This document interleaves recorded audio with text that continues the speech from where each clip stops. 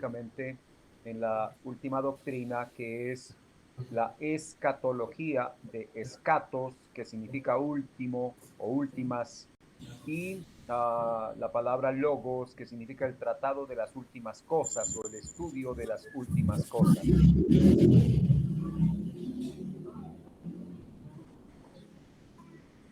El autor hace una pregunta al comenzar el capítulo 31 y es: ¿cuándo y cómo volverá Cristo? Antes de entrar a mirar las escrituras, me gustaría escucharles a ustedes cómo piensan, mejor, cómo responderían ustedes esta pregunta: ¿cuándo y cómo volverá Cristo? Entonces, quisiera que algún hermano o hermana pudiera expresar su pensamiento al respecto. Uno o dos pueden hacerlo. ¿Cuánto no sabemos? ¿Y cómo volverá? La palabra dice que cómo volverá. Y vendrá como la noche de la noche.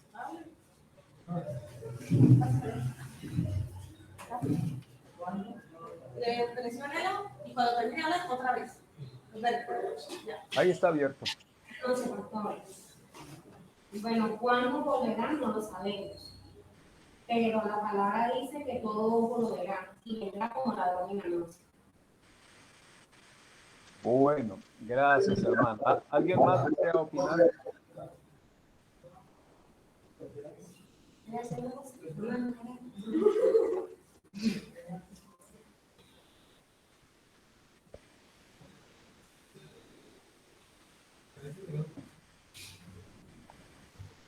Cuando hablamos de la venida del Señor, hay una cantidad de información que circula por medio de la internet, por medio de libros, por medio de distintos predicadores, y hay mucha información al respecto. Creo que existe una curiosidad por parte de los creyentes cuando tocamos el tema escatológico o el tema de las últimas cosas, de la venida del Señor y de lo que ha de acontecer para la venida de Cristo. Entonces hay mucha información, pero la Biblia es una sola y la Biblia contiene una enseñanza que creo, en mi opinión, que es clara si nosotros somos juiciosos a leer el texto bíblico. Creo que todos estamos de acuerdo en que Jesús volverá por segunda vez. Hace parte de la fe de los creyentes. Todos los cristianos asumimos que el Señor volverá. En eso hay unidad en las iglesias. Pero cuando hablamos del cuándo y el cómo, ya la unidad pues se distorsiona, porque aunque estamos creyendo que el Señor viene por segunda vez, ese cuándo y cómo, la verdad pues presenta muchas especulaciones. Entonces, nosotros cuando estudiamos una doctrina bíblica, es de suma importancia tratar con los pasajes estructurales.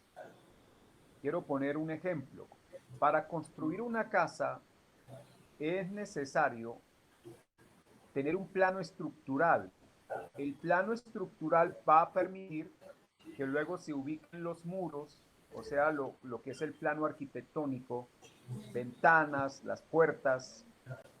Y lo primero que se hace es el plano estructural. Yo no sé si de pronto alguno de los hermanos hay algún ingeniero civil que son los expertos en el tema. Pero para explicar que si no existe el plano estructural, pondríamos muros donde no deben ir, ventanas donde no deben ir.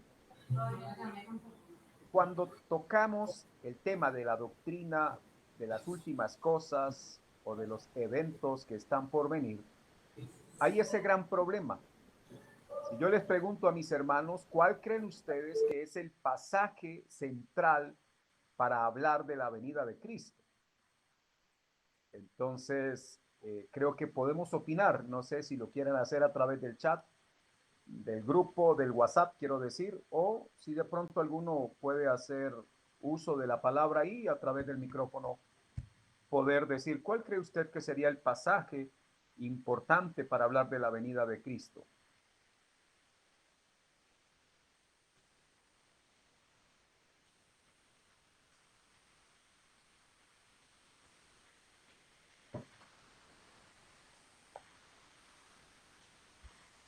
Bueno, ninguno se anima. Entonces, para aprovechar el tiempo, vamos a avanzar. Los apóstoles, llámese Pablo, Pedro, Juan, todos ellos lo que hacen es explicar las verdades del Evangelio enseñadas por Jesús. Cuando usted lee las 4 versiones del Evangelio, Mateo, Marcos, Lucas y Juan, ahí tenemos la presentación del Evangelio. En Hechos tenemos la expansión del Evangelio. En las cartas apostólicas que van desde Romanos hasta Judas, encontramos la explicación del Evangelio. Y en el libro de Apocalipsis encontramos la consumación del Evangelio. Es importante, todo tiene que ver con el Evangelio, todo está relacionado con el Evangelio. Me escribe un hermano o hermana, Hechos 1:11. Hechos 1:11 es un pasaje, sí, que tiene relación con la venida de Cristo y nos puede ayudar, pero no es un pasaje estructural. Quizá es una ventana dentro de la doctrina, es una puerta, es un pequeño muro, pero no es el pasaje estructural. Recuerden que una edificación descansa sobre zapatas, sobre columnas, sobre vigas, y es necesario descubrir cuál es el pasaje central de donde partimos para hacer el estudio escatológico. Bueno, hermanos amados, si nosotros queremos saber cuál es la esencia del Evangelio, necesitamos leer el Sermón del Monte. El Sermón del Monte es la compilación de los primeros sermones de Jesús con los cuales él estaba discipulando a los 12. Ahí encontramos una serie de enseñanzas que son muy profundas y que luego van a estar explicadas por medio de lo que los apóstoles enseñaron. Pero si yo quiero saber cuál es el mensaje de Jesús respecto a su venida, pues yo debo ubicarme en Mateo capítulo 24. En Mateo 24 comienza el último sermón que Mateo relata, o mejor, escribe acerca de Jesús. Mateo 24. Mateo 24 está enfocado en responder preguntas de cosas que para la época de los apóstoles estaban por suceder o por venir. Por eso es importante partir para estudiar la venida de Cristo y las demás cosas. Hay que partir de este pasaje. Aquí me recomiendan también Primera de Tesalonicenses 4:16. Sí, sirve también, pero el pasaje estructural es Mateo 24. Si nosotros no hacemos un estudio adecuado de Mateo 24, las demás citas que utilicemos de Hechos, de Tesalonicenses, de Segunda de Pedro 3, otras partes de Primera de Corintios 15, y bueno, otros pasajes que podríamos utilizar, a la verdad, tal vez en vez de ayudar en la explicación, en la clarificación de la doctrina, mal utilizados, eso es como una ventana colocada en un sitio donde iba una puerta y una puerta colocada en el sitio donde iba una ventana. O sea, es un edificio confuso, un edificio que no tiene manera de accesarlo, porque hemos hecho con la doctrina escatológica lo que hacen los niños con los legos, todas estas fichitas, ¿no? Les ponen un montón de fichas y los niños pueden armar un barco o un avión o un camión, sale cualquier cosa. Eso depende del ingenio del niño. pero cuando tomamos nosotros la escritura, no debe salir lo que yo imagino, no es un asunto del ingenio del hombre, es lo que el Señor exactamente quiso decir y por eso Mateo 24 nos ubica. Así que vamos a tener todos esta cita bíblica. Hoy seguramente ustedes van a escuchar algunas cosas que puede ser que estén de acuerdo, puede ser que no. Yo solo quiero pedirles algo y es que ustedes procuren estar de acuerdo con la escritura, siendo la escritura la verdad. Yo debo confiar en la palabra y debo creer la palabra y las interpretaciones deben ser correctas de acuerdo a lo que quiere decir el texto bíblico. Entonces, hermanos, observen bien lo que dice Mateo 24 y los pasajes paralelos. Cuando hablo de pasajes paralelos, significa el mismo discurso, pero tal vez en Marcos o en Lucas, ya que es donde están también el mismo pasaje, quizá con más información o con menos información. Dice Mateo 24:1, cuando Jesús salió del templo y se iba, se acercaron sus discípulos para mostrarle los edificios del templo. Mire, hermanos, ahí ya tenemos una información importante.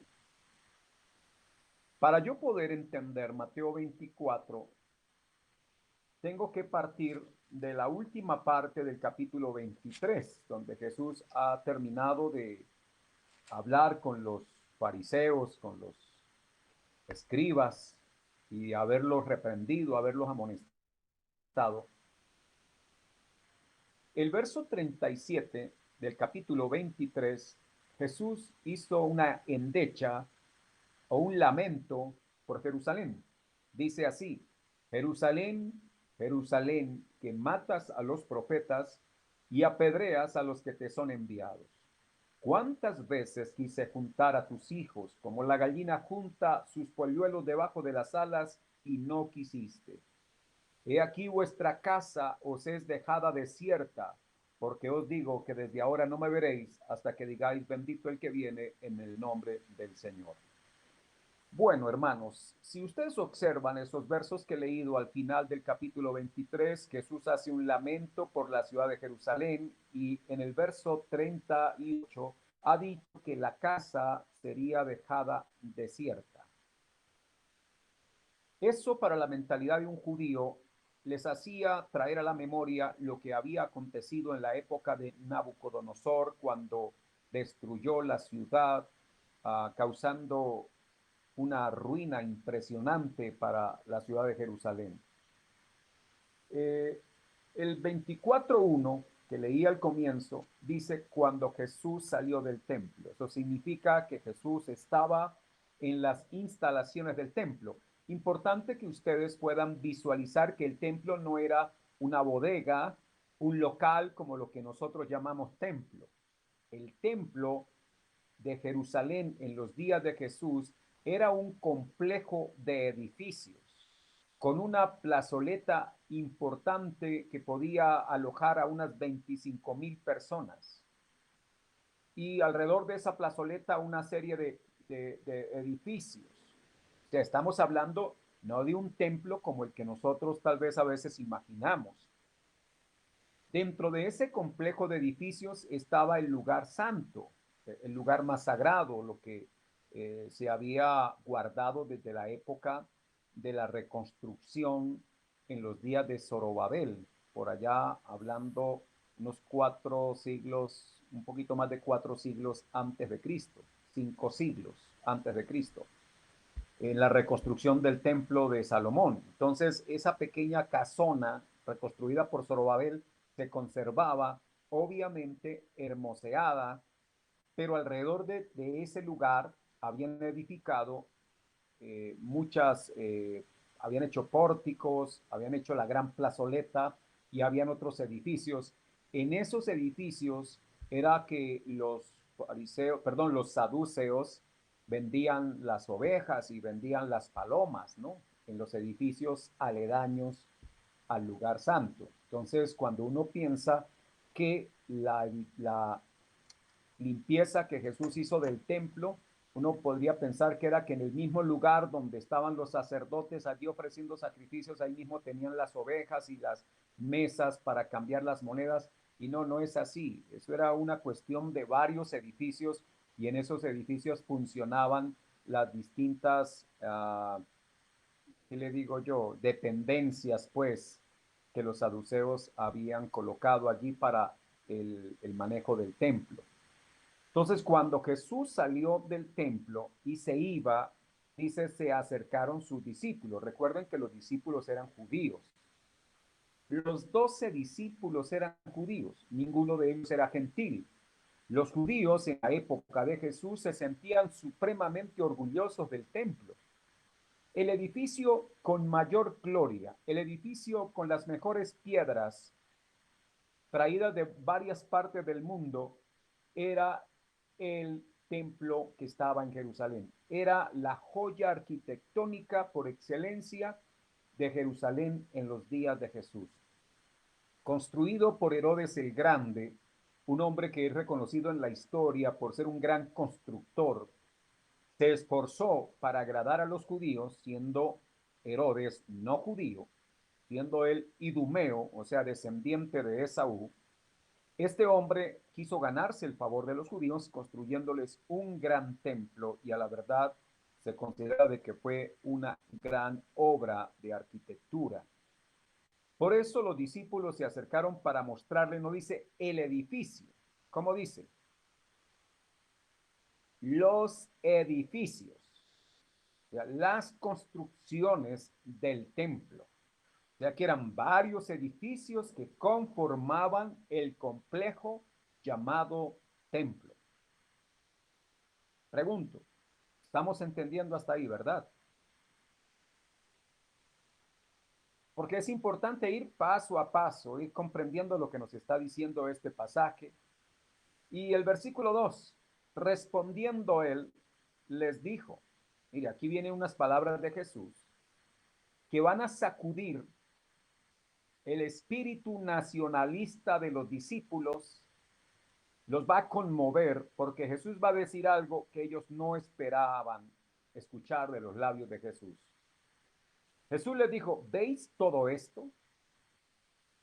De cierto os digo que no quedará aquí piedra sobre piedra que no sea derribada. Bueno, lo que Jesús estaba diciendo ahora, cuando los discípulos le llaman para que vea los grandes edificios, es más, si ustedes miran lo que dice Marcos en el capítulo 13, sin perder Mateo 24, pueden ir a Marcos 13, 13:1. No sé si alguno de los hermanos pueda dar lectura a Marcos 13:1. Amén, pastor. Dale. Saliendo Jesús del templo, le dijo uno de sus discípulos, Maestro, mira qué piedras y qué edificios. Jesús respondiendo le dijo, ve estos grandes edificios, no quedará piedra sobre piedra que no sea derribada. Bien, gracias. Observen que Marcos dice que un discípulo llamó la atención de Jesús respecto al templo, pero estaba mirando las piedras. Dice, ¿qué piedras? Y Jesús dice, ¿veis todos estos edificios? No quedará aquí piedra sobre piedra que no sea removida. Bueno, lo que Jesús estaba ahora diciendo es que el templo sería destruido. En el 23:38 les había dicho que la casa, que era Jerusalén, iba a quedar desierta. ¿Por qué creo que el versículo 38 habla de Jerusalén? Porque el verso 37, la endecha que Jesús hace es sobre la ciudad de Jerusalén. Jerusalén, Jerusalén. El templo estaba en Jerusalén. Y si la ciudad va a ser destruida, pues obviamente el templo también. Y lo que Jesús estaba aquí diciendo ahora es que ese templo del cual los judíos se sentían orgullosos iba a quedar en ruinas hasta el punto de que iban a demolerlo de tal forma que no quedaría piedra sobre piedra. Eso para nosotros no tiene tal vez mayor impacto, pero para un judío en la época de Jesús era prácticamente el fin de ellos como nación. Que Jerusalén fuera otra vez destruida, que su templo fuera otra vez llevado a la ruina, era prácticamente lo que ellos consideraban el fin como nación, el fin como pueblo. Eso era algo que los angustiaba tremendamente. El solo hecho de recordar que 600 años atrás Nabucodonosor había destruido el templo y había destruido la ciudad, a ellos eso les traía un recuerdo muy amargo. Y ahora Jesús, como lo había señalado Jeremías en aquella época, ahora Jesús habla de que la ciudad volvería a la destrucción y que el templo quedaría en ruinas, cosa que a un judío le iba a hacer mucho daño en sus emociones, se iba a confundir, iba a quedar consternado quien escuchara esto. Hermanos, no sé si ustedes han visto postales de Jerusalén, sobre todo hoy por hoy cuando van los turistas compran postales, inclusive si ustedes entran a Google y buscan una imagen de Jerusalén, van a encontrar una imagen donde van a observar una cúpula o una mezquita sobre una planada y la mezquita tiene una cúpula dorada. Ahí se puede apreciar en esas imágenes si alguno puede verla. Esas imágenes normales donde sale la cúpula de la mezquita de Omar, que es una mezquita musulmana, ahí en ese lugar había quedado el templo de Herodes. O sea, en esa parte donde ahora está esa mezquita musulmana, existió el templo en el cual Jesús estuvo allí y luego fue el templo arruinado, fue destruido. Entonces, digamos, para que se ubiquen, las fotografías que permiten ver la explanada con la mezquita y la cúpula dorada se toman desde el Monte de los Olivos.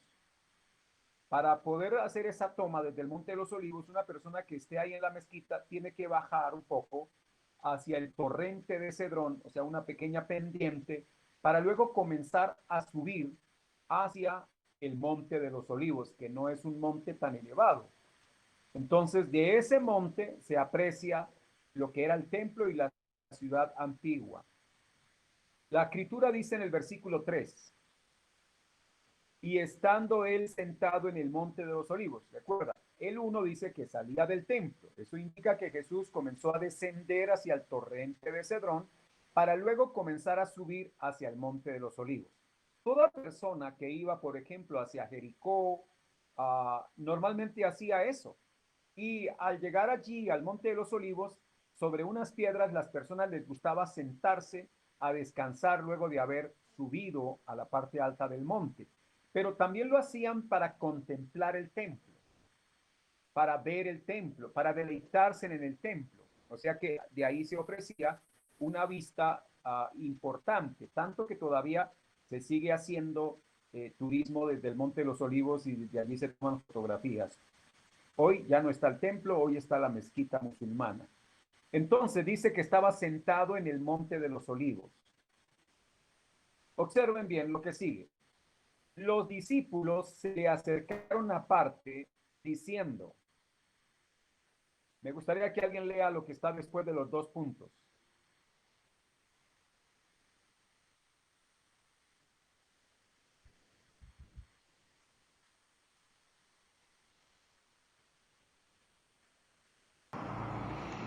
Dinos cuándo serán estas cosas y qué señal habrá de tu venida y del fin del siglo. Y del fin del siglo. Bien, gracias por la lectura. Dice ahí, dinos. ¿Quiénes preguntaron esto? Los discípulos. ¿A quién le preguntaron? A Jesús. Le dijeron, ¿cuándo serán estas cosas? ¿Qué señal habrá de tu venida y del fin del siglo? Hermanos, es de suma importancia para el estudio que vamos a hacer que ustedes no pierdan de vista esta pregunta, que a la verdad son 3 preguntas en una. Pueden observar. La primera parte de la pregunta es, dinos, ¿cuándo serán estas cosas? La segunda, ¿qué señal habrá de tu venida? Y la tercera, el fin del siglo. Ahora, si hacemos una lectura correcta, creo que ya nosotros estamos entendiendo que estos están en el Monte de los Olivos. ¿Qué estarían observando? ¿Qué era lo que se veía del Monte de los Olivos? El templo. Sí. Entonces, están consternados porque para ellos va a ser muy difícil aceptar que su templo vaya a ser destruido. Entonces, le preguntan, ¿cuándo serán estas cosas? Quiero que, por favor, si hay 3 preguntas, creo que Jesús va a dar 3 respuestas. Es lo obvio, ¿no? Ahora el estudiante bíblico tiene que aprender, con base en lo que Jesús dijo, a escudriñar cómo Jesús respondió la primera pregunta, cómo responde la segunda y cómo responde la tercera. Si logramos entender esto, hemos resuelto tanta especulación, hemos resuelto tanta confusión respecto al tema. Cuando los discípulos dijeron cuándo serán estas cosas, ¿a qué cosas se estaba refiriendo? La destrucción del templo. Gracias, sí, exactamente. A la destrucción de la ciudad y del templo, específicamente. Si le preguntan, ¿y qué señal habrá de tu venida? Es porque ellos creen que eso será un solo evento. O sea, para ellos, para los judíos, este sería el final como nación. Y el final como nación sería el final del proyecto de Dios con la descendencia de Abraham. Ellos lo veían prácticamente como un solo evento, pero Jesús nos va a mostrar en la explicación que él da que son eventos diferentes y que están separados en el tiempo. Ahora, si hay 3 preguntas en una y Jesús va a responder, ¿qué pregunta creen que va a responder primero? Lo obvio, la primera. ¿Cuál es la primera pregunta? ¿Cuándo serán estas cosas? ¿Cuáles cosas? La destrucción de la ciudad y del templo. Entonces comienza en el versículo 4. Respondiendo Jesús les dijo, mirad que nadie os engañe. Por alguna razón que el omnisciente Salvador, nuestro Salvador Jesucristo, sabía, advirtió a sus discípulos que probablemente era un tema en el cual fácilmente podrían ser engañados. Y por eso él advierte de inmediato, mirad que nadie os engañe. ¿Qué puede venir a la mente de los discípulos? Lo mismo que pasó en Jeremías capítulo 29, versículo 8. O sea, vamos a entender este pasaje con un pasaje paralelo del Antiguo Testamento, porque Jeremías había advertido el fin de la ciudad de Jerusalén bajo la toma de Nabucodonosor, pero hubo profetas falsos que dijeron que eso no iba a pasar, que no iba a suceder. Y muchos, empezando por el rey Sedequías, creyeron a la voz, mejor, el rey Joaquín, creyeron a la voz de los falsos profetas y no escucharon a Jeremías. Fueron engañados por los falsos profetas. Jeremías les había dicho que la ciudad iba a caer si ellos no se entregaban al gobierno de Babilonia, no se rendían, la ciudad iba a ser destruida y que iban a matar a sus hijos y todo lo que señala Jeremías allí, que los iban a llevar, iban a estar presos durante 70 años, pero los falsos profetas dijeron que eso no iba a pasar. Por eso Jesús vuelve y trae a la memoria lo que había acontecido en Jeremías 29:8 para que el pueblo no caiga en el error de pensar que la ciudad no iba a ser destruida. Jesús dice que sería destruida y que el templo también, pero que se levantarían falsos profetas para decir que tal cosa no iba a pasar. Dice el versículo 5, porque vendrán muchos en mi nombre diciendo, yo soy el Cristo, y a muchos engañarán. Hermanos, Lo que Jesús está diciendo es que en vez de aceptar que la ciudad iba a ser destruida y el templo, algunos se iban a levantar para erigirse como Mesías. La palabra Cristo es la palabra que traduce ungido. Ungido, un rey, una persona, un caudillo que se levantaría para quitar de sobre ellos el yugo romano. Es más, ustedes leen en el capítulo 6 de Juan que a Jesús quisieron hacerlo rey. Ellos querían que Jesús fuera su rey para que los librara de la esclavitud a la cual los romanos los habían sometido. Entonces, pero Jesús no está hablando cosas buenas para la ciudad. Lo que Jesús está anunciando es destrucción de la ciudad.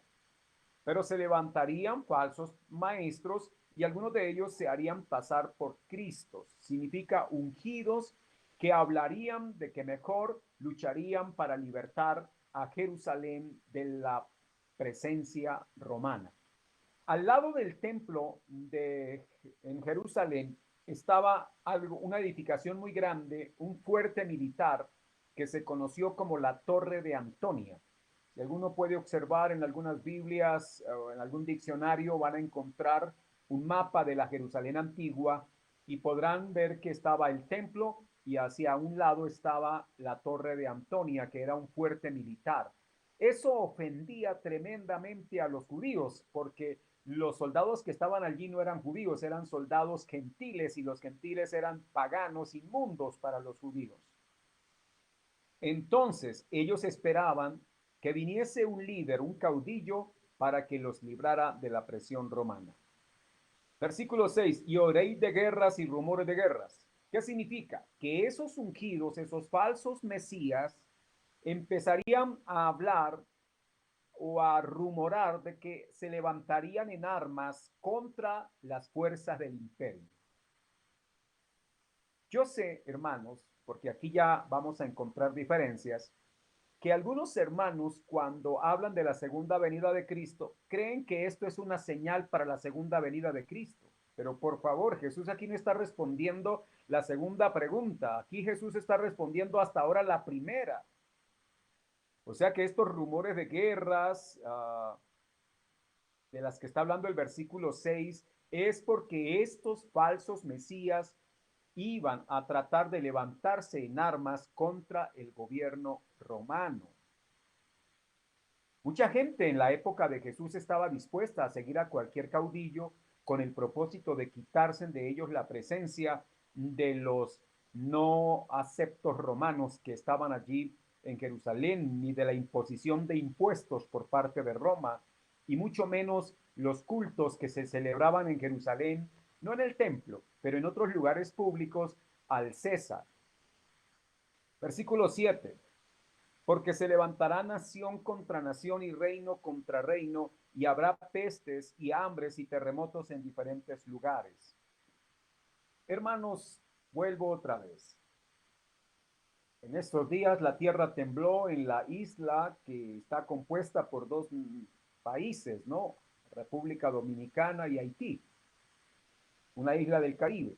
Y no faltan los hermanos que dicen, mira, tembló en Haití, es una señal sobre la venida de Cristo.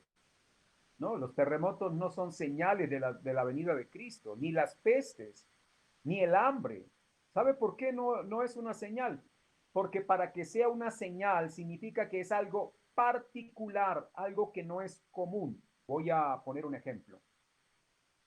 Supóngase que yo les voy a hablar de que en el Parque Santander, allá en Cúcuta, yo les voy a mandar, ¿qué le digo? Un libro con una persona y le voy a dar una señal sobre esa persona. Yo le digo, mire, esa persona que va a estar allá en el Parque Santander tiene un jean azul y una camiseta roja. Esas son las señales que yo le doy de la persona con la cual mandé el libro. La pregunta es, ¿será eso una señal? ¿Clarificará esa información o confundirá? ¿Por qué razón? Porque muchas personas van a estar en el Parque Santander vestidas así. Las pestes, las guerras, el hambre, si ustedes leen desde Génesis, Van a encontrar hambre en la época de Abraham, pestes en Egipto, van a encontrar cualquier cantidad de fenómenos, terremotos en la época de los reyes, y siempre hubo terremotos. Lo que pasa es que la escritura no es un texto de geología para estarnos hablando de terremotos. No pueden ser una señal para la venida de Cristo, pero sí serían unas indicaciones respecto a el momento en el que el templo iba a ser destruido. O sea que estas primeras cosas es para indicarle a los discípulos que estaba cerca la destrucción de la ciudad y del templo. Aquí no está hablando de señales sobre la venida de Cristo, está hablando de señales que los discípulos deberían tener en cuenta para que la ciudad fuera destruida. O sea que si hay guerra, si hay terremotos, si hay pestes, todo eso indicaría una destrucción, una catástrofe. Así que hermanos, ya ahorita les voy a mostrar también lo que dice Lucas, versículo 8, y todo esto será principio de dolores. O sea que cuando ellos se dieran cuenta de que estaba pasando esto en Jerusalén, esto en Judea, era para indicarles que se aproximaba la destrucción de la ciudad y del templo. Esto fue escrito, amados hermanos, por allá en el año 60. Pero cuando Jesús dijo esto, era probablemente el año 27 o 28. ¿Cuándo fue destruido el templo? ¿Cuándo fue destruida la ciudad? No sé si alguno tiene el dato. 70 años después de Cristo. En el año 70, eso sería 40 años después de la muerte de Jesús, ¿sí? 40 años después, año 70 de la era cristiana. O sea que aquí Jesús había hablado con anticipación de la destrucción del templo y de la ciudad. Versículo 9. Entonces os entregarán a tribulación y os matarán y seréis aborrecidos de todas las gentes por causa de mi nombre. Jesús le estaba diciendo esto a la multitud o a los discípulos.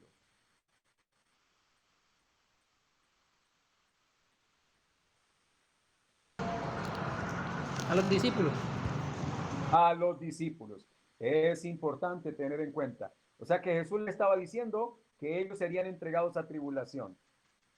Los discípulos de Jesús murieron todos a excepción de Juan antes del año 70. ¿Cómo murieron los discípulos de Jesús? Murieron unos decapitados, otros crucificados, otros descuartizados antes del año 70. Y Jesús les había dicho que los iban a entregar a tribulación y que os matarán. Esto fue dicho a los discípulos de forma directa, antes de que la ciudad, antes de que el templo fuera destruido. Eso significaba que ellos no iban a ver la destrucción de la ciudad y del templo. Y seréis aborrecidos de todas las gentes por causa de mi nombre.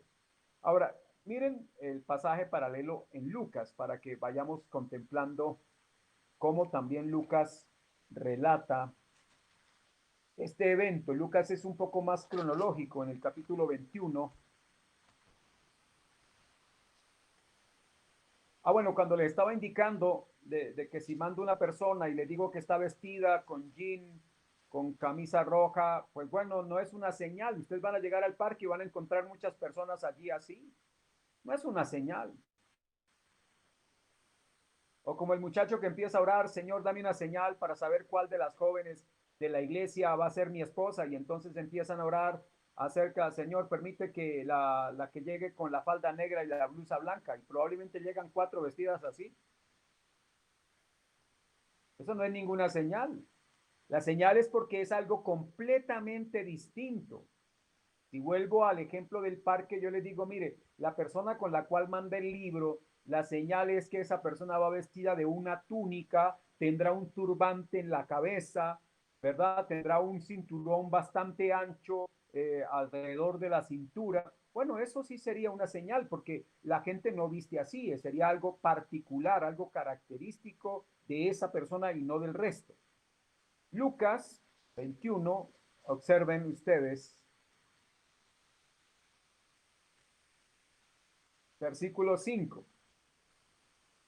Y unos que hablaban, y a unos que hablaban de que el templo estaba adornado de hermosas piedras y ofrendas votivas, dijo: en cuanto a esas cosas que veis, días vendrán en que no quedará piedra sobre piedra que no sea destruida. O sea, recuerden que el foco de esta primera parte es el templo, principalmente, y la ciudad. Y preguntaron diciendo, versículo 7, Maestro, ¿cuándo será esto y qué señal habrá cuando estas cosas estén para suceder? ¿Cuáles cosas? La del templo. Y están pidiendo qué señales. Y Jesús les dijo, mirad que nadie os engañe, porque vendrán muchos en mi nombre diciendo yo soy el Cristo, y el tiempo está cerca. ¿Cuál tiempo está cerca? El de la destrucción del templo. Mas no vayáis en pos de ellos. Y cuando oigáis de guerras y de sediciones, esa palabra es importante aquí, porque si ustedes pueden leer un documento escrito por Josefo, Flavio Josefo, historiador de origen judío, pero que escribió para el gobierno romano, este hombre escribió sobre la destrucción del templo y nos va a indicar que las guerras comenzaron en el año 66. Las sediciones, las revueltas comenzaron en el año 66, 4 años antes de la destrucción del templo. Dice, y reino contra reino. Eso significaba de que algunos proclamaron el reino de Dios o el reino de ese Mesías, de esos líderes que los guiaron para levantarse contra el imperio romano. Verso 9. Y cuando digáis de guerras y de sediciones, no os alarméis, porque es necesario que estas cosas acontezcan primero, pero el fin no será inmediatamente. O sea, en el año 66 comienza esto, pero el fin no sería de inmediato. Entonces les dijo, se levantará nación contra nación y reino contra reino, y habrá grandes terremotos en diferentes lugares, hambres, pestilencias, y habrá terror y grandes señales del cielo, dice aquí el evangelista Lucas. Esto es antes de la venida, de las tropas romanas para aniquilar, para derribar, para demoler la ciudad y el templo. Observe el versículo 12. Pero antes de todas estas cosas os echarán mano y os perseguirán y os entregarán a las sinagogas y a las cárceles y seréis llevados ante reyes, ante gobernadores por causa de mi nombre. Si usted lee el libro de Hechos relata los primeros años de la iglesia antes de la destrucción del templo. Pablo fue uno de los que estuvo ante gobernadores y ante reyes, y Pablo fue uno de los que murió decapitado antes de la destrucción del templo. Versículo 13. Y esto será ocasión para dar testimonio. Cuando Pablo estuvo frente a Félix, el gobernador, o frente a Agripa, Pablo dio testimonio de su fe. Y finalmente va a dar testimonio ante el César. Eso dice la escritura. Y también dio testimonio ante el Herodes Agripa de aquella época. Versículo 14. Proponed en vuestros corazones no pensar antes cómo habéis de responder en vuestra defensa, porque yo os daré palabra y sabiduría a la cual no podrán resistir ni contradecir todos los que se opongan. Esto Jesús lo está diciendo es para los discípulos, para los 12. Luego dice en el 17, y seréis aborrecidos por causa de mi nombre, pero ni aún un cabello de vuestra cabeza perecerá. Entonces uno dice, bueno, aquí hay una contradicción, porque dice arriba, en el 16, que serían entregados por hermanos, por parientes, por amigos, y que los matarían a algunos de vosotros. Obviamente, al único al que no pudieron matar fue a Juan el apóstol. Verso 19. Con vuestra paciencia ganaréis vuestras almas. Lo que le estaba diciendo el Señor es, tengan paciencia cuando enfrenten esos tiempos de tribulación, de persecución y de muerte. Ahora mire cómo dice el versículo 20. Pero cuando veáis a Jerusalén rodeada de ejércitos, sabed entonces que su destrucción ha llegado.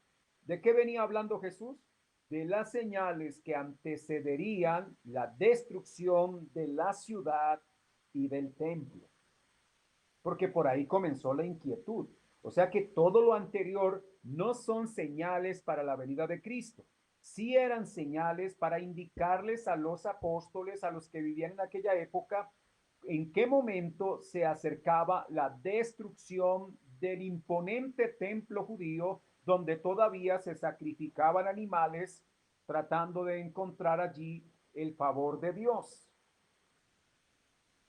Dice, verso 21, entonces los que estén en Judea huyan a los montes. Judea no queda aquí alrededor nuestro, hermano. Esto no es para la iglesia universal. Esto era para los creyentes allá en el primer siglo, porque la iglesia creció en Jerusalén y la iglesia comenzó a extenderse en Judea. Y hasta el año 70, la iglesia de Jerusalén fue una iglesia importante. Pero antes del año 70, los creyentes, los discípulos del Señor, los que habían oído esta enseñanza de Jesús, huyeron. Es más, cuando vieron en el año 66 que las tropas romanas rodearon la ciudad, muchos de los cristianos de la época que estaban en Jerusalén huyeron a una pequeña población llamada comunidad cristiana que sobrevivió más o menos por allá hasta el siglo IV de la era cristiana, porque estos habían escuchado la enseñanza de Jesús, pero los que no creyeron a Jesús se quedaron en la ciudad, defendiendo la ciudad y defendiendo el templo. Luego dice, huya a los montes y los que estén en medio de ella váyanse, y los que estén en los campos no entren en ella. Versículo 22, porque estos son días de retribución para que se cumplan todas las cosas que están escritas. Hermano, cuando los judíos pidieron la muerte de Jesús allí en Jerusalén, ellos dijeron, crucifícale, crucifícale. Pilato dijo, bueno, este hombre es inocente. Ellos gritaron, la sangre de él sea sobre nosotros. De tal forma que cuando aquí dice que eran días de retribución, significa que eran días en los cuales el Señor iba a juzgar a la generación que condenó a muerte a Jesús.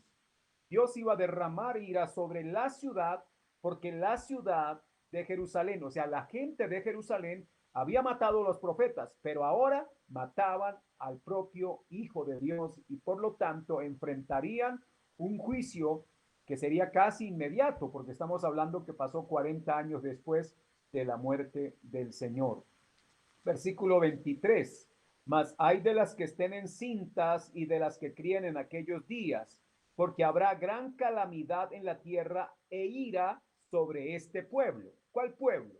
¿Los cucuteños? ¿Los bogotanos? ¿Los colombianos? ¿Los venezolanos? No, está hablando para esa época. Yo quiero que por favor nosotros prestemos atención que si Jesús está respondiendo, Él es un maestro y está respondiendo a sus inquietos discípulos y Jesús no está hablando en desorden. Jesús está hablando ordenadamente de cómo se darían esos eventos y hasta aquí solo ha hablado de la destrucción de la ciudad y del templo.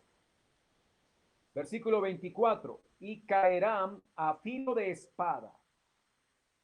¿Quiénes? Los judíos. Quisiera en algún momento que alguno de ustedes pudiera hacer esas lecturas en el famoso libro de Las guerras de los judíos de Flavio Josefo, para que puedan encontrar allí una serie de detalles que ayudan a entender cómo sucedió esa destrucción. Caerán a filo de espada y serán llevados cautivos a todas las naciones, y Jerusalén será hollada por los gentiles hasta que los tiempos de los gentiles se cumplan. No sé si hay alguna pregunta, pero hemos entendido entonces que hasta aquí todo esto que se ha hablado de esas señales eran señales para la destrucción del templo y de la ciudad. ¿O queda alguna duda? Me gustaría que algunos, si tienen inquietudes, puedan comenzar a expresarlas.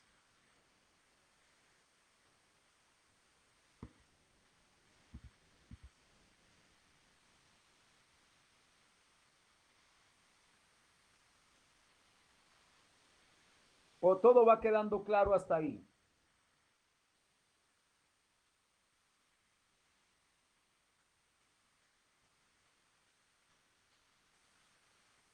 Bueno. Ahora, observen, yo solo he seguido el sermón de Jesús. No he ido a otras partes porque este es un sermón estructural. Y Jesús ordenadamente está explicando. Ahora, si queremos saber cuáles son las señales para la venida de Cristo, entonces vamos a ver qué dijo Jesús. Sigan ahí en Lucas, capítulo, es el mismo pasaje, ahorita regresamos a Mateo. Lucas 21-25. Alguien que lea el verso 25. Entonces habrá señales en el sol, la luna y en las estrellas, y en la tierra angustia de las gentes, confundida a causa del bramido del mar y de las olas. Oído. Esas sí son ya señales para la venida de Cristo. Aquí no está hablando de guerra, ni de humores de guerra, ni enfermedades, ni el COVID, porque algunos cuando el año pasado se nos dijo del COVID, dijimos, uy, ya, eso está la venida del Señor a las puertas. Hermanos, siempre ha habido pestes muy fuertes que inclusive menguaron la humanidad, como fue la peste negra por allá en el siglo XIII en Europa, casi extingue al continente europeo. Lo que vivimos ahora con el COVID no es nada comparado con la peste negra y con la cantidad de víctimas que cobró en una época donde no habían vacunas, donde no habían medicamentos, donde la gente se moría en las calles, en los campos, en los diferentes lugares que se habían construido para el cuidado de enfermos. Mucha gente murió. Solo que nosotros juzgamos desde lo inmediato y sin tener en cuenta las palabras del Señor. Aquí está diciendo que antes de o sea, las señales que indican el pronto retorno del Señor tiene que ver con señales de orden cósmico.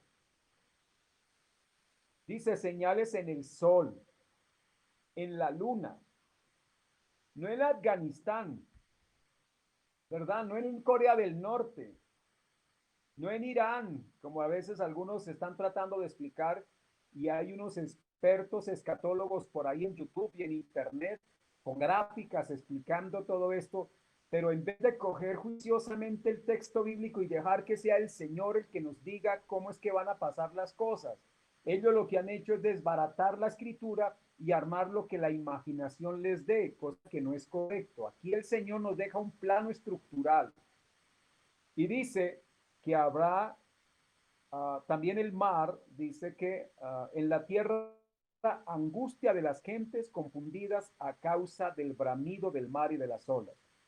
Una de las cosas que nos hacen pensar que, bueno, ya antes de la venida del Señor, es que el mar aumentará su nivel. Estaba escuchando en estos días que para el año 125, o sea, si alcanzamos a llegar allá, porque el Señor es el que tiene el control de los tiempos, pero la gente, los expertos en todo este asunto del clima, dicen que para el año 125 el mar aumentará en nivel de 3 metros. ¿Eso sabe qué significa? Que ciudades como Cartagena, como Barranquilla, como Santa Marta, desaparecerán, van a quedar bajo el mar. Bueno, estamos hablando de cosas mayores, no estamos hablando de gripas, no estamos hablando de hambre, estamos hablando de cosas serias. Estas sí son señales para la venida del Señor. Dice el versículo 26, allá en Lucas, desfalleciendo los hombres por el temor y la expectación de las cosas que sobrevendrán en la tierra, porque las potencias de los cielos serán conmovidas. Ahí sí viene el 27. Entonces verán al Hijo del Hombre que vendrá en una nube con poder y gran gloria. Ahora sí, llegamos a la venida del Señor. Hermanos, recuerden, decir que lo que habla allá Mateo cuando habla de guerras, rumores de guerras, lo que dice Lucas también respecto a esto de nación contra nación, como señales de la venida de Cristo, no es más que ignorar lo que el pasaje bíblico está diciendo. Es no prestar atención a lo que el Señor le enseñó a sus discípulos, que es lo que hoy estamos revisando y que usted Ya, por una simple lectura, si usted llega sin tanta información en la cabeza, pues le va a quedar más sencillo entender lo que Jesús estaba diciendo. Pero si llegamos ya con las interpretaciones de Armando Alducín, de pronto de este señor Ferrer y de otros escatólogos, pues a la verdad vamos a llegar muy confundidos. Aquí estamos siguiendo en orden lo que nos registra Lucas, y en el 27 dice: entonces verán al Hijo del Hombre que vendrá en una nube con poder y gran gloria. Si ustedes observan Hechos 1:11, Hechos 1:11, cuando haya preguntas, por favor, no duden en manifestarlo, hermanos, porque estamos en un espacio de aprendizaje y bueno, para eso estamos acá, para opinar. Mire, Hechos 1:11 dice: los cuales, hablando de los ángeles, cuando Jesús ascendió al Padre, allí aparecieron unos ángeles, los cuales les dijeron: varones galileos, ¿por qué estáis mirando al cielo? Este mismo Jesús que ha sido tomado de vosotros al cielo, así vendrá como le habéis visto ir al cielo. Mire, en el 9 dice: y habiendo dicho estas cosas, viéndolo ellos, fue alzado y le recibió una nube y le ocultó de sus ojos. ¿Jesús ascendió en qué?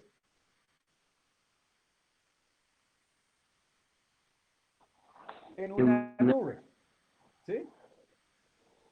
Y eso es lo que está diciendo Lucas allá en el versículo 27. Entonces verán al Hijo del Hombre que vendrá en una nube con poder y gran gloria.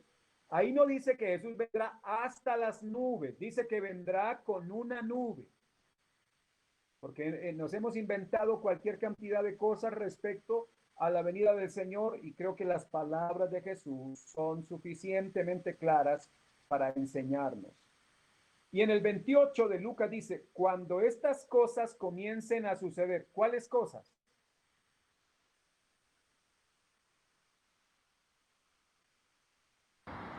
Las señales de la venida. Que son, ¿verdad? Las del sol, las de la luna, las de las estrellas, las del mar. Cuando estas cosas comiencen a suceder, erguíos y levantad vuestra cabeza, porque vuestra redención está cerca. Bueno, eso lo está diciendo la palabra del Señor, lo está diciendo el Evangelio, lo está diciendo Cristo mismo. Y si regresamos allá a Mateo, note, ya llegamos en Lucas haciendo ese mismo recorrido, que es el mismo pasaje de Mateo 24. Pastor, disculpe, tengo una pregunta. Hablando acerca de la venida, ¿esa venida va a ser directamente al pueblo de Israel? O sea, que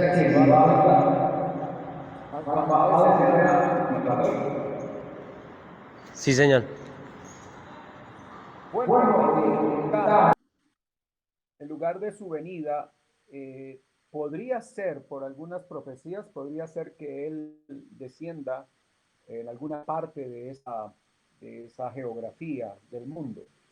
Podría ser, porque si allí nació y de allí subió, es probable que allá mismo descienda, pero descenderá no para Israel, descenderá para la iglesia, que estará en todo el mundo, ¿no? Es importante tener en cuenta eso. Ahora, volviendo a Mateo 24,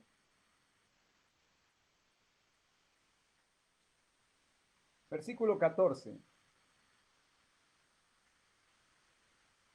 Estoy tratando de mostrar en el versículo 14 algo que debía acontecer antes de la destrucción del templo.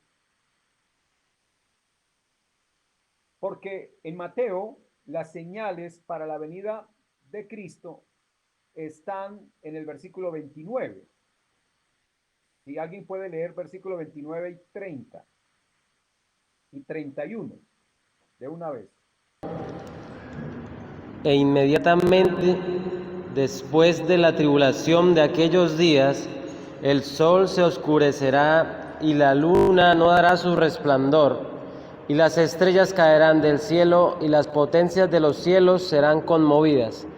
Entonces aparecerá la señal del Hijo del Hombre en el cielo, y entonces lamentarán todas las tribus de la tierra, y verán al Hijo del Hombre viniendo sobre las nubes del cielo con poder y gran gloria. Y el 31. Y enviará sus ángeles con gran voz de trompeta, y juntarán a sus escogidos de los cuatro vientos, desde un extremo del cielo hasta el otro. Bien, entonces ustedes notan, Jesús en el capítulo 24, cuando va a hablar de la venida, va a comenzar en el versículo 29. Les estoy llevando al versículo 14, es que esa era una señal también para que estuvieran atentos antes de la destrucción del templo y de la ciudad. Y es que sería predicado este evangelio del reino en todo el mundo para testimonio a todas las naciones, y entonces vendrá el fin. ¿Cuál fin? El fin de la ciudad y el fin del templo.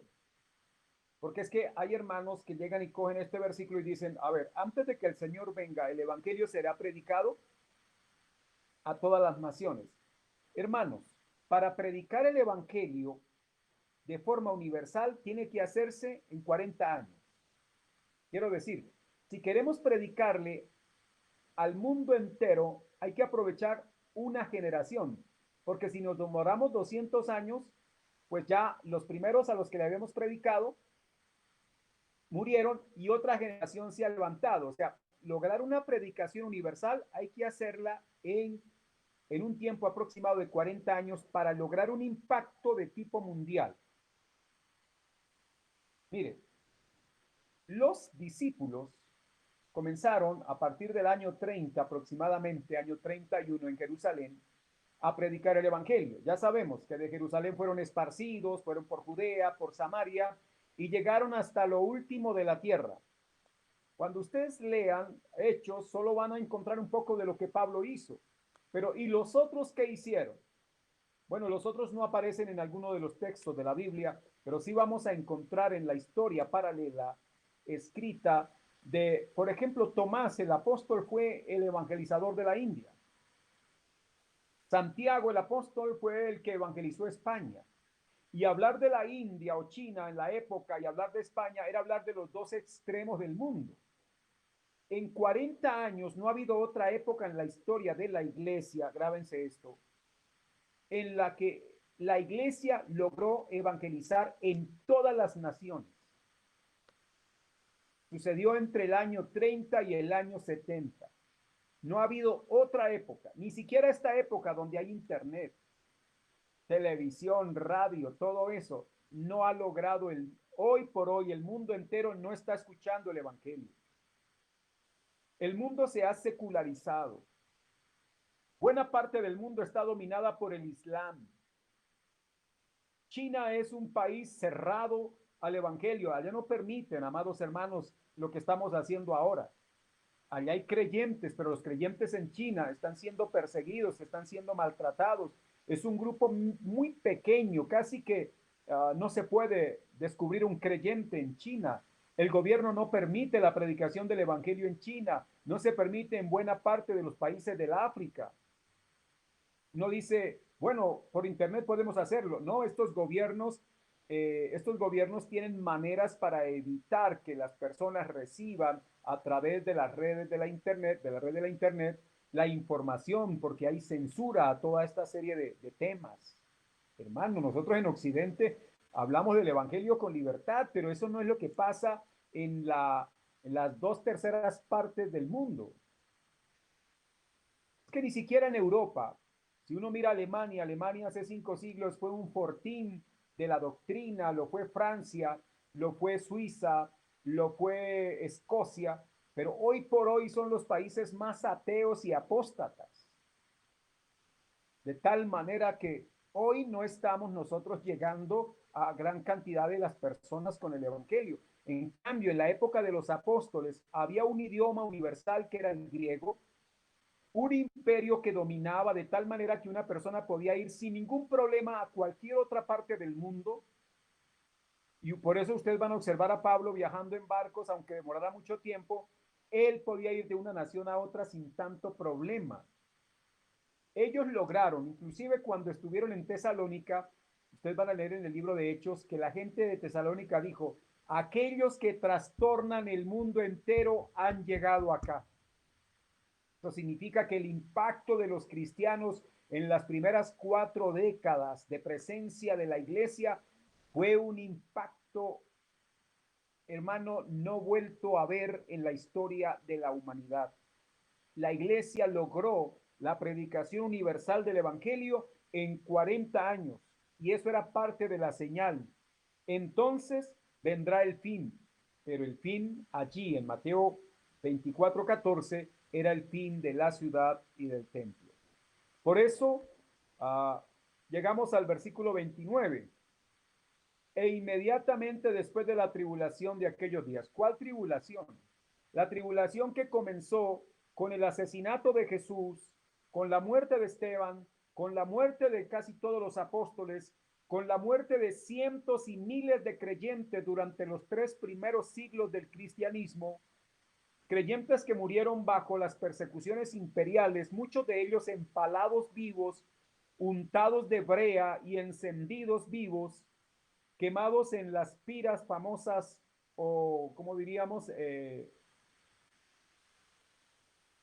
fogatas que se hacían para quemar a los cristianos, muchos de ellos despedazados por las fieras en el circo romano, otros en las diferentes ciudades del imperio eran expuestos a torturas, a desmembramiento. Hermano, la iglesia ha estado todo el tiempo en tribulación. ¿Cuándo va a cesar la persecución contra la iglesia? Va a cesar cuando el Señor regrese. Pastor, una pregunta allí en las señales antes de la destrucción del templo, en el versículo 22 menciona que y si aquellos días no fuesen acortados, nadie será salvo, mas por causa de los escogidos, aquellos días serán acortados. ¿Cómo se cumple o cómo se relaciona este texto en esas señales antes de la destrucción del templo? Bueno, resulta que si usted mira en el versículo 20, orad pues que vuestra huida, o sea que como había una iglesia en Jerusalén, Jesús les había dicho que huyeran, ¿verdad? Entonces les dice que huyan y estaba diciéndoles, oren para que la huida no sea en invierno. Eso es porque allá hay una afectación por parte del invierno que es distinto a nosotros acá. Y dice, ni en día de reposo, lo cual nos muestra que eso fue dado en el contexto de Jerusalén. Porque habrá entonces gran tribulación, cual no la ha habido desde el principio del mundo hasta ahora, ni la habrá. Esa tribulación tiene que ver con los días, que fueron más o menos 4 años, en los que la ciudad fue sometida a un sitio impresionante. Bueno, Mateo, Marcos, Lucas no hacen un detalle, pero Flavio Josefo, el historiador romano de origen judío, para cuando ustedes lo lean van a encontrar la sevicia, la masacre, el derramamiento de sangre, la situación tan difícil que se vivió. Ahora, dice, y si aquellos días, esos días de sometimiento por parte de las fuerzas romanas, no fuesen acortados, nadie escaparía. Mas por causa de los escogidos, aquellos días serían acortados, y eso significa que inicialmente el asedio permitió que muchos huyeran. Inclusive Flavio Josefo relata de que aprovechaban las noches para escapar del cerco romano, y los romanos les convenía que mucha gente saliera de la ciudad para que ofrecieran cada vez menos resistencia. Entonces, estos escogidos son los creyentes, los de la iglesia cristiana, muchos de ellos judíos cristianos, discípulos del Señor, o sea, convertidos al Señor, y por causa de ellos no iba a ser un tiempo demasiado largo en cuanto a lo que fue el sitio de la ciudad, ¿no? Eso creo que cuando leemos la historia, sobre todo por este personaje que les estoy mencionando, a uno le permite entender que lo que allí cuando Jesús habló era una profecía, más adelantito, 40 años después, ya era un evento que quedaría para la historia, ¿no? Entonces, todo eso del 22, todo eso sigue estando dentro del contexto de la destrucción de la ciudad y del templo. Ahora recuerden, Lucas es más cronológico, ¿no? Cada vez que usted lea el Evangelio de Lucas va a encontrar que él logró colocar en un orden más cronológico los eventos. Mateo no ubica de manera cronológica. Él va contando asuntos sin darle tanta importancia a lo cronológico. Más aún así, en el versículo 29 se enfoca Mateo a hablarnos de la venida del Señor. Y habla de que el sol se oscurecería, ya lo vimos allá en Lucas, que la luna no daría su resplandor y que las estrellas caerían del cielo, las potencias de los cielos serán conmovidas. Por eso usé el término que las señales para la venida de Cristo son de orden cósmico, no son de desorden social, no son de calamidades sanitarias, no, porque esas siempre las han habido. La venida de Cristo está antecedida de cosas que el hombre jamás ha visto, de eventos no conocidos. En el versículo 30 dice, entonces aparecerá la señal del Hijo del Hombre en el cielo, y entonces lamentarán todas las tribus de la tierra, y verán al Hijo del Hombre. Observen bien, verán al Hijo del Hombre. Y aquí viene una pregunta, creo que no sé si era Samuel el que estaba preguntando ahora, o no sé qué hermano preguntó acerca de si iba a venir a Jerusalén, a Israel, en las tierras de Israel. Porque aquí está diciendo que lo verán todos. Bueno, eso es muy probable, por lo cual Dios está permitiendo tanto adelanto científico y tecnológico. Mire, no sé si ustedes vieron los Juegos Olímpicos o vieron algunas competencias de Juegos Olímpicos. Eso estaba sucediendo a la otra vuelta del mundo, del globo terráqueo. Y nosotros podíamos ver eventos que estaban sucediendo al otro lado del mundo en tiempo real. Lo podemos ver por la televisión, por la internet, ahora en los celulares. Y creo que cuando el Señor venga, el adelanto tecnológico será tan sofisticado que si Jesús desciende allá en Jerusalén, en el Monte de los Olivos, donde sea, todos podríamos verlo en el mundo en un mismo, o sea, en tiempo real. Porque aquí está diciendo que lo verán todas las tribus de la tierra. Ahora, cuando algunos han dicho que, porque el texto obviamente va a decir que vendrá como ladrón en la noche, eso no quiere decir que Jesús vendrá en la noche, porque si él viniera de noche allá, aquí estaríamos de día. No sé si me estoy explicando. Y si viniera de día allá, por acá estaríamos de noche.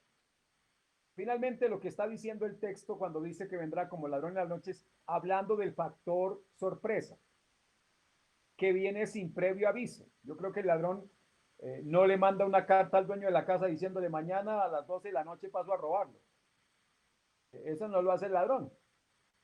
Ahora, todos estamos expuestos a que el ladrón pase, pero nos cuidamos, siempre estamos tratando de cuidarnos, de protegernos. Entonces lo que está diciendo el texto es que si el Señor viene de forma sorpresiva, bueno, lo mejor es que estemos siempre dispuestos, esperándolo.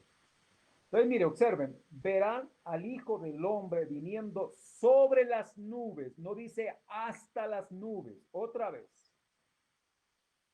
Hermanos, creo que hemos escuchado de forma frecuente, recurrente, la idea de que el Señor viene hasta las nubes y que ahí nos espera y que los que estén bien aquí abajo se van con Él, se encuentran en las nubes y de las nubes se van para el cielo y al cabo de 7 años vendrán con Jesús otra vez a la tierra.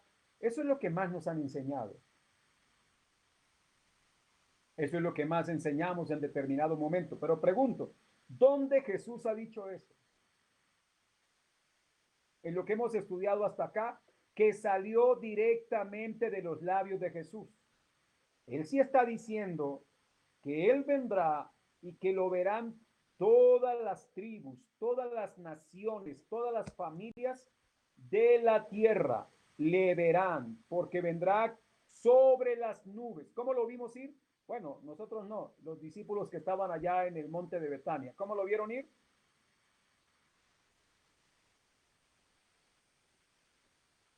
En una nube, ¿verdad? ¿Cómo lo volveremos a ver venir? Con las nubes, no hasta las nubes. Ese ha sido un gran error también. Dice con poder y gran gloria. Ahora, los que dicen que Jesús viene hasta las nubes y que los creyentes que estén bien se van para allá, que los demás quedan sanos, que los demás no saben qué fue lo que pasó. Eso es una mentira. Eso no lo enseña la escritura. Aquí nos está diciendo tanto lo que dice Lucas, dice, y verán al Hijo del Hombre. Y aquí está diciendo, y es más, una de las citas que me mandaban ahora dice, y todo ojo le verá. Versículo 31. Aquí viene algo que la mayoría de los hermanos llaman el rapto. Cuando Jesús venga con poder y gran gloria y venga sobre las nubes, Él enviará a sus ángeles con gran voz de trompeta y juntará a sus escogidos de los cuatro vientos desde un extremo del cielo hasta el otro. Oído. ¿A quiénes van a juntar los ángeles cuando Jesús venga?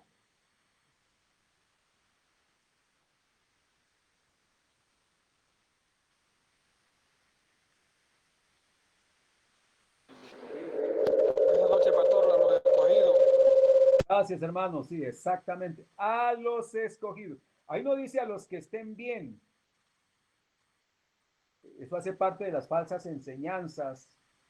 Porque, amados hermanos, si Jesús viniera ahorita mismo, yo le pregunto, ¿quién de ustedes está bien para irse con el Señor? ¿No van a levantar las manos? No. La verdad es que si es por estar bien, o sea, como una vida perfecta, ninguno. Cuando el Señor venga, Él va a tomar a sus escogidos. ¿Cuándo nos escogió? Nos escogió, según Efesios 1:4, antes de la fundación del mundo, para que fuésemos hechos santos, a la imagen de su Hijo. A esos escogidos que cuando Él venga, todavía estamos en proceso de santificación, todavía estaremos luchando contra el pecado, todavía estaremos sintiendo en el corazón inclinaciones que no agradan a Dios, pero el Señor ese día, cuando Él venga, nos perfeccionará. Y aquí dice que juntará, a ver, 31, enviará a sus ángeles con gran voz de trompeta y juntará a sus escogidos. La expresión rapto, ¿han oído ustedes la enseñanza acerca del rapto?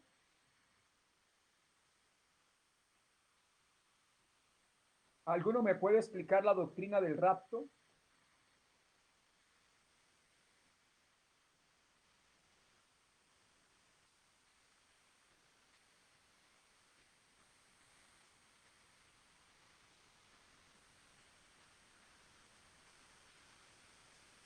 Bueno, gracias por el silencio. Eh, Observen, hermano, la palabra rapto es una palabra que no debería ser utilizada. ¿Por qué razón? Raptar es tomar algo que no le pertenece. Cuando ustedes oyen, por ejemplo, en el noticiero que una señora raptó a un niño, ¿usted supone que era el hijo de ella o que era un hijo ajeno? Cuando usted dice que le raptaron la billetera, bueno, es porque alguien tomó su billetera a la fuerza. Pero aquí Mateo no dice raptar, dice juntar. Eso es más ameno, eso es más amable. ¿Ya? Creo que cuando una gallina junta bajo sus alas, no está raptando, a los polluelos, los está juntando, los está poniendo bajo sus alas. ¿Quién es el que viene a raptar los polluelos? El gavilán. La ratafara. El gavilán pollero. Bueno, es que había una canción, no recuerdo, de uno de estos señores de la música que hablaba del gavilán pollero, ¿no? Hace años. Hermanos, el tiempo está terminando y este es un tema bastante interesante. Quiero dejarles en claro que si usted vuelve y repasa bien Mateo, Marcos o Lucas, va a encontrar el mismo sermón y va a encontrar detalles que nos ayudan a entender que tanta película que han hecho de la venida del Señor no es más que producto de la imaginación y que solo ayuda a confundir, a hacer una lectura y un estudio juicioso del texto, tal como Jesús lo explicó. Creo que a los discípulos les quedó claro y a nosotros nos debe quedar igualmente claro también. ¿Qué significa? Que el Señor no viene hasta las nubes, que Él viene es sobre las nubes. ¿Y a dónde viene? Pues a la tierra, porque ¿de dónde se fue? De la tierra. ¿Y cómo se fue? En las nubes. Pues vendrá así como le habéis visto ir, así vendrá. Todo ojo le verá. Entonces la doctrina del rapto es una doctrina que no tiene fundamento bíblico. Ahora, si alguno desea para dentro de 8 días presentar defensa a la doctrina del rapto, bueno, ahí tiene la libertad para hacerlo. Yo sé que alguno estará pensando en Tesalonicenses, primera de Tesalonicenses 4.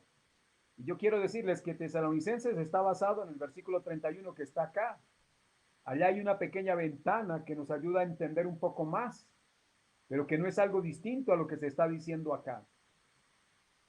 Bien, el tiempo ha vencido, hermanos. Si ustedes tienen inquietudes, tienen preguntas, ahora podrán hacerlo a través del WhatsApp. Pueden dejar sus inquietudes. Yo solo he intentado hacer un recorrido por la enseñanza de Jesús respecto al tema. Todavía nos queda por resolver un poco más de la venida del Señor, del cuándo y cómo será cuando el Señor venga, pero también hay que hablar de otros temas ahí, como es el fin del mundo. Porque la pregunta era, ¿qué señala, mejor, cuándo sucederán estas cosas? ¿Qué señal habrá de su venida y del fin del mundo? Hasta ahora vamos en la segunda, que es la venida de Cristo. Nos queda por responder la otra. Así que, hermanos, muchas gracias por la atención. El Dios del cielo, a través de su santa palabra, los esté iluminando, los esté guiando y, bueno, nos permita crecer escuchando a Cristo, escuchando su palabra, escuchando su enseñanza, y ahí tendremos claridad. Vamos a orar. ¿Creen ustedes que el Señor viene por segunda vez? Amén. Claro, por supuesto. Ahora, pero lo que está pasando en Afganistán les hace pensar que esa es una señal. No, ni el COVID, ¿verdad? Ni porque Estados Unidos se agarre con Rusia. El cambio climático, pastor. El cambio climático, sí. Bueno, el cambio climático podría ser ya un inicio, ¿verdad? Que hará probablemente, pero quisiera decirles que eso no es a causa del cambio climático, es a causa de la agenda divina que Dios va, inclusive cuando habla de probablemente la luna tendrá una aproximación en algunos casos hacia la tierra que hará que el mar suba de nivel. O sea que no se necesita en sí el cambio climático, eso puede ser una realidad y puede contribuir, pero el solo hecho que cuando en cierto momento de la órbita de la luna se aproxima a la Tierra, el mar de inmediato sube de volumen. Es como si la luna atrajese el mar y es lo que se conoce con el fenómeno de marea alta. Pero allí el asunto ya será mucho más que una marea alta y es lo que dice ahora Carlos, probablemente con el deshielo de los casquetes polares, pues obviamente el mar aumentará de nivel. y los huracanes cada vez serán más fuertes y causarán más estragos y habrán tifones. Y habla ahí todo eso de ese desajuste que hay ya en lo cósmico, ¿no? Bien, hermanos, vamos a orar. Eterno Dios y Padre, te doy gracias por la oportunidad de poder compartir con mis hermanos tu palabra. Señor, hemos estado aplicados al texto. Estamos evitando traer otras fuentes, Señor, otros pensamientos, simplemente aplicarnos a lo que dice la palabra revelada, Señor, la palabra inspirada. Rogamos que por tu Espíritu Santo seamos enseñados y tú nos permitas, Señor, corregir, quitar de nuestra mente tanto concepto, Señor, que quizá hemos guardado y hemos creído como válidos, pero porque no hemos hecho un estudio juicioso de tu palabra. Ahora, Dios, tú nos das la oportunidad. Concédenos creer lo que está escrito ahí y no ir más allá de lo que está escrito. Oh Dios amado, muchísimas gracias te damos por tu verdad preciosa y rogamos, Señor, que tú nos permita vivir cada día, oh Dios, teniendo como inminente nuestra muerte o tu venida, que por lo que vemos todavía aún no es, por razones de que no estamos observando aquellas señales que tú has mencionado. O sea que aún estamos en esos tiempos en los que la iglesia sufrirá tribulación, persecución, aborrecimiento por parte de las gentes, oh Dios, y tu iglesia será maltratada aquí. Estamos en esa época. Permítenos, Dios, estar siempre dispuestos a estar viviendo para la gloria de tu santísimo nombre. No estamos esperando un rapto, no estamos esperando un anticristo, te esperamos a ti, bendito y soberano Salvador. Muchas gracias te damos por tu amor y por tu misericordia. Amén. Amados hermanos, muchísimas gracias.